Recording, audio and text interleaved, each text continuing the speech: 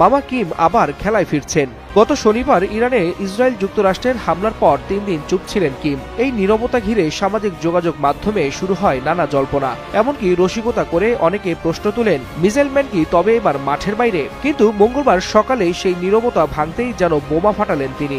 মধ্যপ্রাচ্যে সামরিক উত্তেজনার আগুন যখন দিন দিন আরও দাউ দাউ করে জ্বলছে, ঠিক তখনই বিস্ফোরক এক বক্তব্য দিয়ে আলোচনার কেন্দ্রবিন্দুতে উঠে এলেন উত্তর কোরিয়ার সর্বোচ্চ নেতা কিম জং উন।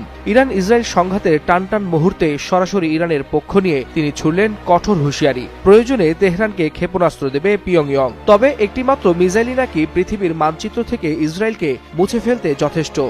স্পষ্ট ভাষায় জানালেন, ইরান চাইলে উত্তর কোরিয়া ইসরায়েলের বিরুদ্ধে ক্ষেপণাস্ত্র সহায়তা দেবে, আর এই ক্ষেপণাস্ত্রের একটাই নাকি পৃথিবীর মানচিত্র থেকে ইসরায়েলকে মুছে ফেলতে যথেষ্ট।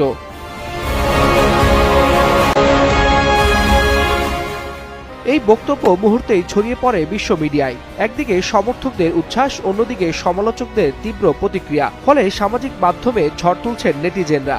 কেউ বলছেন এটা কূটনৈতিক চাপ বাড়ানোর কৌশল, আবার কেউ মজা করে লিখছেন মামা কিম আবার খেলায় ফিরছেন।